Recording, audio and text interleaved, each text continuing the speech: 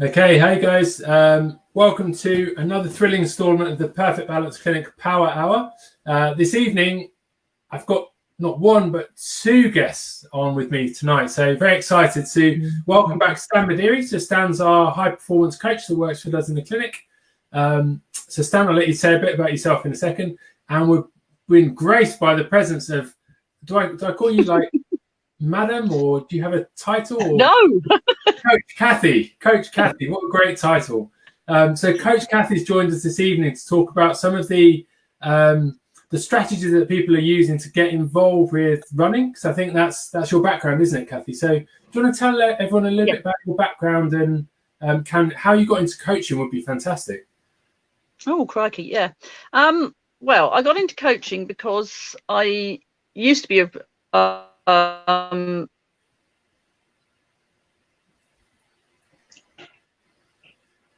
by glandular fever. Glandular fever kicked in, and by the time it kicked out, O-levels had kicked in, and then college did, and then I left home and work took over, and I just got out of the way of athletics. Right. So when I wanted to get back into athletics, I realised that it was a long time later.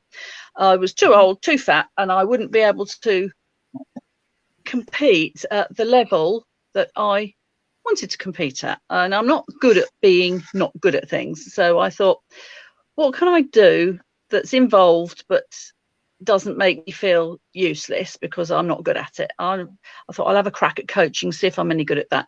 So I had a bit of a go at it and thought, I'm not really sure about this, because I was coaching children, and then I realized that was probably a mistake because I don't really like children. So I decided to coach adult, well, not small children. I wanted to coach people who wanted to do athletics for athletics, not just because their parents were telling them to do it, because it was something they did. Yeah. So I wanted competitive. Oh, Kathy, I think Kathy's signal. Very good results. Yeah. I went self-employed about 10 years ago. I've been coaching for about 20 years now. Went self-employed about 10 years ago. Got involved with the Hertfordshire Network. I coached for a club in Hearts Phoenix. Oh.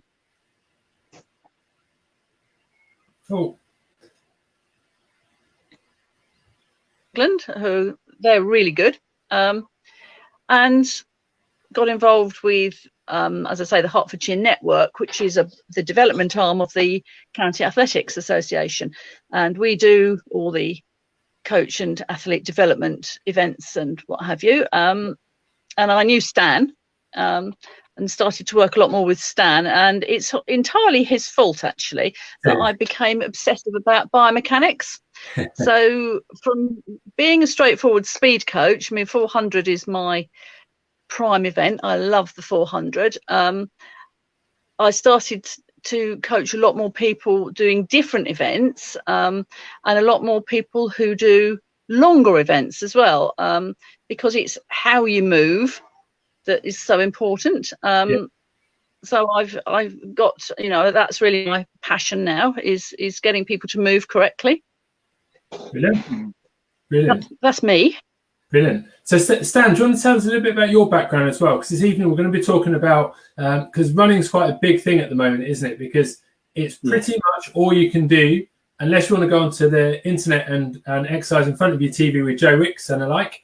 Then running is going to be the thing to get you out in the outdoors and get you fit and healthy. But we're going to talk a little bit about kind of what strategies people are using to get them running, also keep them running, but also to take it to that next level as well. So Stan, why are you so well equipped at helping people getting to that next level with their running?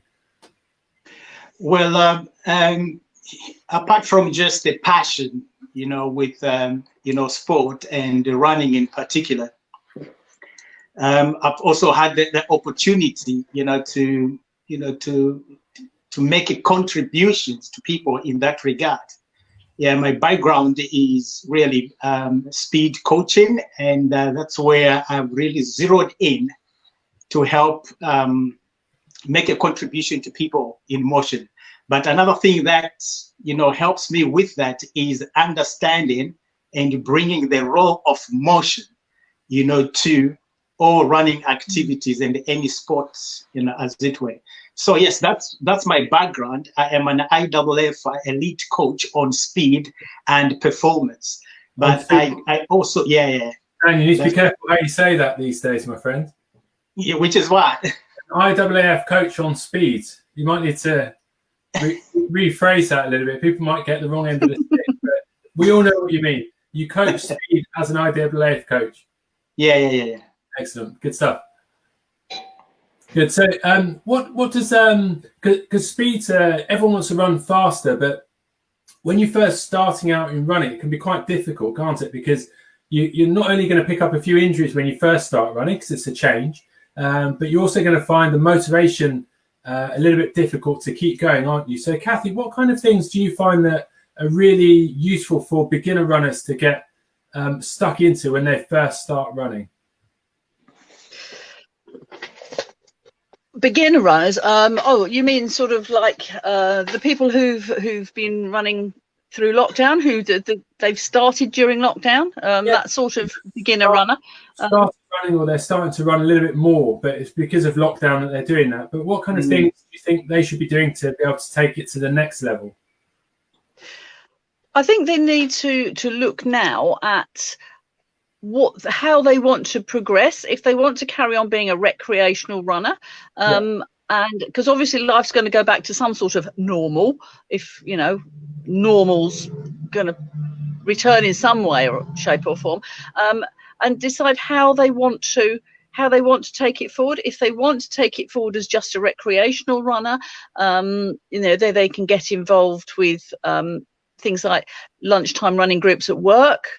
Keep it moving like that. It's always more motivational to run with other people than it is to run by yourself. It's quite a difficult thing to run on your own. It's always good to get a coach if you can, but then you have to find a coach, and that's not always so easy if you don't know where to look. We know where to look, so we know where they are. But if you're on the street and you're thinking, well, I might need a coach, where on earth do I find a coach? So lots of people, I was talking to Stan about this the other day, lots of people think, I'll go to the gym. So they go to the gym and they get a personal trainer, which isn't a coach. It's a personal trainer. It's a totally different Kathy, what's the difference between a coach and a personal trainer then, if people are going out there and getting personal trainers, and they need to be finding a coach to help with them with the running? A coach, hopefully, and I think most of them are pretty good. There aren't too many that don't. Will help you get your running correct, whereas a personal trainer will try to involve a lot more individual elements.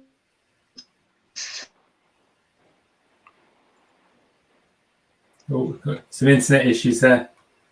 Them having a personal trainer, I'm not decrying personal trainers, I'm just saying that they're a different beast. I would send them I'd send people to strength and conditioning, depending on how strong they were through their midsection.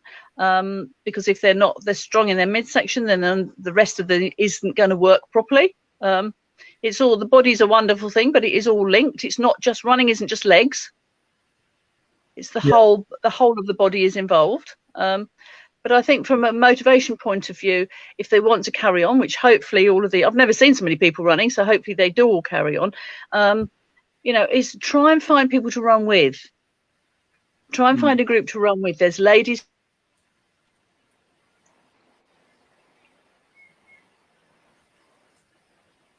A lot of that goes on.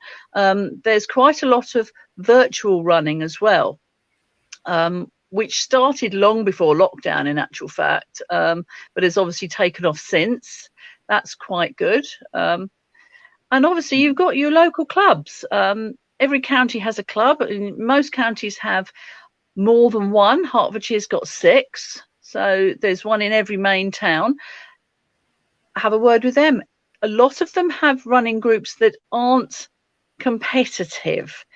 And when I say that, I mean, to go to an athletics club as somebody who's not run before can be a little bit daunting, because they come across as being a bit elitist sometimes. You see people pounding on the track and doing wonderful things and running really quickly and running with beautiful style. You think, that's not me. This isn't, oh, God, no, I'm going to feel such a fool. But a lot of them have groups or ties with groups that will accommodate that. I mean, obviously, if you want to be a competitive runner, that's your place. So go, do it, join. More than happy to see. There is no club that's going to turn you away if you want to be a competitive runner, and you've got, you know, you'll put yourself out. Oh, it's cutting out. Yeah. Stan, what kind of opportunities are there with runners that want to get into things for entry level? So Kathy was just talking about some of the structures that are available, but what kind of other opportunities are there for entry level runners to come in and start to take part in some of the social aspects or more competitive aspects of running? Yeah, I think like Kathy has alluded to, there is, once people have picked, like so many people have, you know, picked up running, because of the lockdown, the question that comes to their mind is, where do they take this up to? Yeah, there are others that would have known these structures even before the lockdown, and yet there are others really who have found themselves enjoying running but are not aware of them. You know, the athletic structures that are there within their, their places of residence. So it depends which route an individual would want to go with their newfound passion and love for running. If they think, wow, I'm enjoying this so much, I think I like to go and try performing on it, on the performance end. In that case, I would suggest they probably want to go and join some sort of structure where their training becomes structured, and their training goals and their performance goals are well set out. And that environment, that kind of help and contribution would, most be able to come from clubs, running clubs. There are different types of running clubs there. Now, depending on what event also they want to go in and express themselves, that's what would help them choose which clubs they want to go to. If they just want to do cross country or road running, there are some clubs that are purely there just to do the long distance stuff. They might not want to go and join a club, but want to go and take part in some of these races, park runs, which are there. There's not a tied down effect on them that they must take part. But whenever it is that they want to go out and compete, and enjoy that social capital of a park run, they can do that, and there are lots of these park runs, around. So those are the opportunities that are there, for people that want to take their runs, that step, one step further with, with what they have acquired over the lockdown.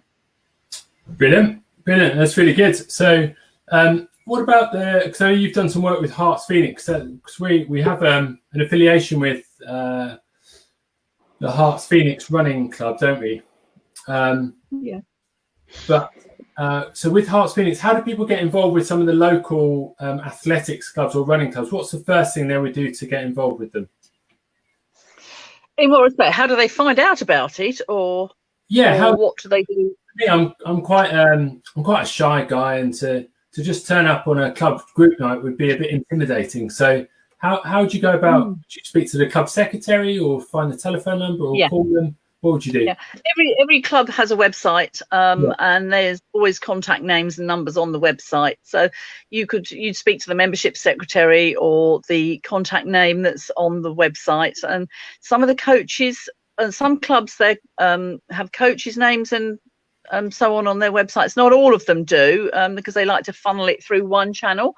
But yes, you do that. I mean, if you wanted to go and get involved with a road running club, there's an awful lot of road running clubs. They equally have their own websites, and the county athletic associations are always quite a good bet as well. Every county has an athletics association, and they all have contact names on their websites too, so they can tell you what there is. The other avenue you can go down is England Athletics website. On their Run Together tab, the Run Together tab has all the clubs, and it has all the running groups as well. And it has what they do. So if you wanted, say, to do fell running or trail running rather than road running or track running, it'll tell you on their tab whether, you know, for example, I don't know, this made up name, Gideon Harriers, perhaps just do trail running. So if you were interested in that, you could contact them if they, you know, it's all done by area. But there's lots of ways to find out, and there's lots of contacts, and people are more than happy to talk to you about it, and more than happy for you to join in. And they'll point you in the direction you want to go. They won't necessarily send you down a rabbit hole, you know, where you don't want to be. There's no mileage, excuse the terrible pun, in having somebody who wants to do marathons come and join a track group, because they're not going to get anything out of running maximum, you know, sort of 5K on a track. Yeah, brilliant. So Terry Vaughan has put a question, more of a statement up, really. So he took the words right out of my mouth. It's actually my next question. Park run's quite a great way of getting people involved on a regular basis. Like, brilliant, yeah. Want to do running. Yeah. But there's I think it's a set distance, isn't it, with park run? It's always, is it 5K? 5K. Yeah. So you've got to be able to run the 5K to be able to do that. So I think where the athletics clubs or local running clubs would vary, there's probably going to give you a bit more flexibility. So park run is great for a kind of beginner, intermediate level, but if you want to be able to progress inside of park run's brilliant and do different things. Yeah, I really advocate parkrun, because it's free. So if you get up on a Saturday morning, it's raining, and you don't do rain, you don't have to go. You know, you don't have to pay to enter it. It's a fixed distance, and it's an official time, so you can measure yourself at getting better. You don't have to run round all of it. You can walk round it if it's comfortable to you to walk. Then walk, you know, and then run a little bit further, and then eventually you'll find that you can run the whole thing. But you don't need to run it to start with. And there's none of this, I feel, substandard because I've got to stop because I'm out of breath. You know, it's really, really good, and there's so many of them, and they're all around the world now as well. So you know, if you're that keen, if you go on holiday, a friend of mine did the Singapore park run when he went away. But I would always suggest having a crack at park run, and you'll find that you've got a massive cross section of people there as well. Lots of elite athletes use it as a training base because it is fixed. And you do get an official time from it, and absolute raw beginners use it. People coming back who just want to get out and do a bit of stuff in the fresh air, but they don't want to do it by themselves because they don't know where to go or what to do. So yeah, park run's brilliant. Can you get the technical help that you'd get from joining a running club at a park run? No, I guess you wouldn't get that. With the coaches there at the track, although you're paying for it, you might be paying a low sub for it. You're probably not going to. That was our next question, wasn't it? So we see a lot of people that get injured, and this is another question we had come through, that I'm struggling with pain and injuries. What should I do?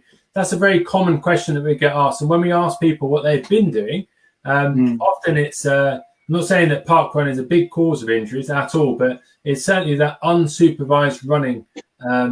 Is a big risk of injury. So people go out, they think that running's easy, they buy some running shoes, they go out and they feel like they want to run a little bit more than just running on the treadmill at the gym.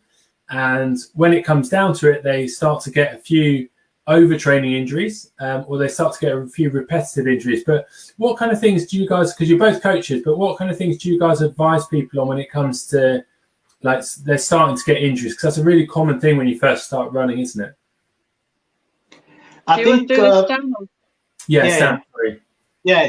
I think what would be important, you know, for me is that as soon as somebody has picked up running and they've decided they're beginning to enjoy it, I think they should immediately start looking at how they are running. You you know, and that will be the next thing that they must be there, because if they are enjoying the running but are not running properly, they, you know, in no time they're going to hit what we're talking about here, a zone where there's lots of pain, a zone where they're getting a lot of X from the running, and then it disrupts their pleasure and their enjoyment of the activity, and then they give it up. So what will be key for me is, as soon as they start running and they're enjoying it, the next thing is to start looking at, find a place, find someone that can start helping them, looking at the manner in which they are running, how they are running. And there are various things that they can look at there. You want to look at, you know, their footwear, for instance, you know, simple things like that. Yeah, footwear, you know, and, you know, how it is impacting their running. You want to look at the surfaces upon which they are running and how often and how much they are doing with that running. Yeah. So there are various small variables there that can be looked at, and each one of them cleaned up so that, you know, the risk of injury is reduced drastically as they, you know, as they progress. But once they've learned, once they've started learning it, once they've started enjoying running, the next big thing is improving how to run. We'll start looking at their technique and find wherever help they can, wherever they can get that sort of help. Yeah, I definitely agree with all of that. Yeah. Good advice. Kathy, what kind of advice do you give to people additional to what Stan's talked about today with regards to very much, yeah, very much the same as what Stan said, to be perfectly honest. From my point of view, as far as injuries go, there's three main causes. One is footwear, two is bad mechanics, and three is the surface you run on. Many people run on the roads, and I can understand it because you know, especially in the winter, because it's safe. It's lit. You know, you don't want to run in the woods, you don't want to run off-road in the winter in the park. You can't see, you don't feel safe. You don't necessarily want to go to a track if you just want to do a quick run. So they run on the roads, and it's a very hard surface. And as Stan says, you know, you need to have the proper footwear. And I think the main cause is bad mechanics. So my main thing with people who are injured is, one, see your physio, and the physio will then say, I think you need a little bit of technique work. Find yourself a coach who can give you some technique work. So that's what you need to do. Find yourself a coach who can give you the technique work. So posture is really important. Posture is important. How you hold your body, you know, your shoulders, your hips, the whole lot. How you use your feet. The amount of people who don't move their feet properly, they swing their legs from their knees and plonk their feet down flat. They don't bend their feet. So the feet are meant, they're articulated, they're meant to bend, and people don't bend them, they just crash them down. And it's a legacy of what we put on our feet in the ordinary course of events, I think. But it's something that I'm really quite strong on now, is how you move and which bits of your body you move. Yeah. Does that make sense? Yeah, 100%. 100%. So you must be quite heavy on kind of prehab, as far as your runners go, Kathy. Do you advocate? I'd far rather they didn't get injured in the first place and have to try and fix them afterwards. Prehab, so before they get injured. Yeah, conditioning work. Yeah, so we do quite a lot. I do quite a lot. I get them to do quite a lot of stuff in bare feet. And youngsters, if I have youngsters, I get them to do quite a lot in bare feet as well, so they can actually feel what they're doing. You know, there's a lot of feel that comes through the bottoms of the feet. And if you take shoes, especially if you look at some of these running shoes that they love to wear, a lot of them want to wear fashion shoes rather than actual running shoes. And if you take them out of those and put them on their flat feet, they stand totally differently, and they will move totally differently to how they do when they've got their shoes on. Yeah. Does that make sense? Yeah. So we spend a lot of time looking at shoes, looking at feet, going upwards from there, and strengthening up where we need to strengthen up and loosening up where we need to loosen up. You need, I mean, I have a lot of sprinters as well. I actually hate coaching 100 meters, but I got a lot of 100-meter sprinters. Don't ask me why, but I have. And you need tension. You need a lot of stiffness in the tendons, but you need mobility in the ankles and the feet. And you've only got to get a stiff big toe and you've got a problem. Yeah. Sounds silly, doesn't it? But, you know, a stiff big toe will stop an awful lot. Yeah. So Terry mentioned that overloading the tissues is quite an important consideration. It needs to be built up gradually. So that's kind of what you're saying, Kathy. Just gradually introducing it and trying to get the sensory input balanced up with the accommodative input over time. So that's quite important. So yeah, really good. Yeah. Terry. Brilliant. So Kathy and Stan, it's come to that time in the evening again. We've got to say goodbye. But Kathy, before we go, could you leave the Facebook audience with your top 3 tips for people that are looking to start running, get into running, or progress their running in the early stages? What advice would you give to them as a top England athletics coach? A top England athletics coach. Oh, I am, aren't I? I would say one of the most important things you can... Modest. Can I get that down the bottom there? Can I get Catherine Walker top England athlete? Yeah, one of the things I think that's most important is actually consult with a coach. Find yourself a coach that you're happy with. Don't just go to anybody. It's got to be somebody that you're happy with. If you go to somebody for the sake of having someone and you don't get on with them, you're not going to go anywhere. It's not going to work. All right. So find someone you're happy with, see them on doesn't have to be, a massively regular basis, but see them on a regular basis so that you can feel and they can see improvement as you're going along. Yeah. Okay. And don't expect you'll get huge changes to start with, massive changes, because your coach will say, put your shoulders back, start using your arms. All of a sudden things will start to work. You'll get massive changes to start with, and then it will slow down and you'll think, I'm not going anywhere. But in actual fact, you are, because you're progressing every little bit. It's got to be done in bite-sized chunks. Okay. From the beginning, from when you start moving properly and start seeing a change, a noticeable change, then it's little bits and little bits, but don't get disheartened.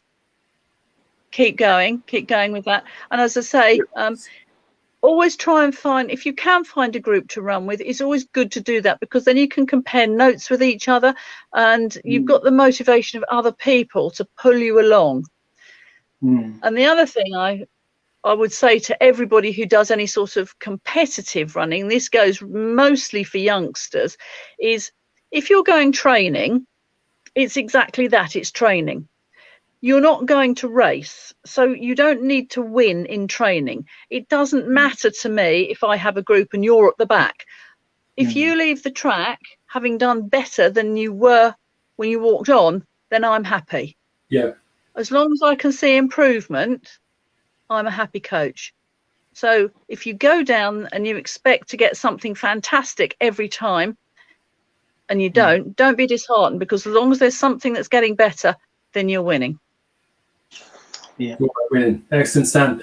And excellent, Kathy. And Stan, what would you say your top 3 tips would be for this evening? It would be, once they've picked up the sport and they are enjoying it, the first one is have an awareness and an appreciation of the need to start looking at your technique, because that's what will give you sustainability, as you go on and progress, with that very, because what would happen most likely is, because you're enjoying running, you'll start increasing the mileage, you'll start increasing the frequency of training. And with that, then that comes with a heavy load on the body. And if the movement is not right, sooner or later, the body will start creaking and start complaining from there. So yes, the first one for me is, as soon as you pick it up and you're happy with it and you're enjoying it, the next thing is look at how to do it. The second point there is plan your runs. Let it be something that is planned over a period of time, so it's not spontaneous, because with planning, not only you stay away overtraining, and with planning, then you're looking at progressive loading, whether it's running out for a certain amount of time or you're running out for a certain amount of distance. So the planning bit there is important, because then you'll be able also to gauge, just the amount of progress that you are doing. And the last one there for me would be, do not be a hero. When the body gives you, when the body gives you feedback of pain and aches, it's not time to run through the pain. It isn't. It's time to slow down, seek other practitioners, go and see your physio, because the body is probably already giving you telltale signs that there is something that needs to be sorted, either structurally within your body or functionally within the manner in which you are moving. So those would be the 3 tips. The last one there, very key for me. Listen to the body. Any telltale signs of pain, go and see your practitioner, go and see your physios, go and see whoever it is that looks after you, from a physical standpoint, a medical standpoint, and then start understanding. Use that also to incorporate in understanding the body, and then develop the body altogether in every respect that is important. Yeah, exactly. It can be how does it go? It can be an expensive mistake taking a cheap decision. Yeah. Yes. Because you can try and save money by not going to a running group, or not getting advice, or not getting the right trainers. And you're going to save money, yes, in the short term. In the long term, it's going to cost you a lot of time, a lot of financial money, and a lot of heartache getting injured as well. That's not an absolute prediction, but it's certain commonplaces. What everyone will see, that not getting the right advice in the first instance is going to be a lot more costly in the long term as well. So bear that in mind, everybody. But it's been fantastic talking to you. Thank you so much for coming along, Kathy. Coach Kathy. Thank you. How's Imogen getting on? Yeah, she's fine. Yeah, hopefully now they've allowed jumps training to recommence, she can get back into her pole vaulting, because obviously with the lockdown you're only allowed to have one person jump at a time at the moment, but nobody was allowed to jump until last week, so moving forwards, fingers crossed, she'll be back on it. Excellent, good. Stan, thank you very much for joining us. Hope you enjoy the rest of what's left of your weekend, but thanks again, guys. And for you guys on Facebook, we'll be back on Wednesday, and I think Stan's got another guest who's going to be coming along on Wednesday as well, so it's very exciting. And Kathy, we'd love to have you back at some point as well and talk more about techniques and biomechanics. That would be fantastic. Thank you. Yeah, I'd love to do it. Yeah. Coach Kathy, Dame Coach Kathy, we're going to call you for now. Excellent, brilliant. This has been fantastic talking to you, and you guys on Facebook, thank you so much for tuning in, and we'll see you soon. Have a nice evening. Bye-bye. Yeah. You too, Steve. Thank you. Pleasure. Same here. Stay safe. Yeah.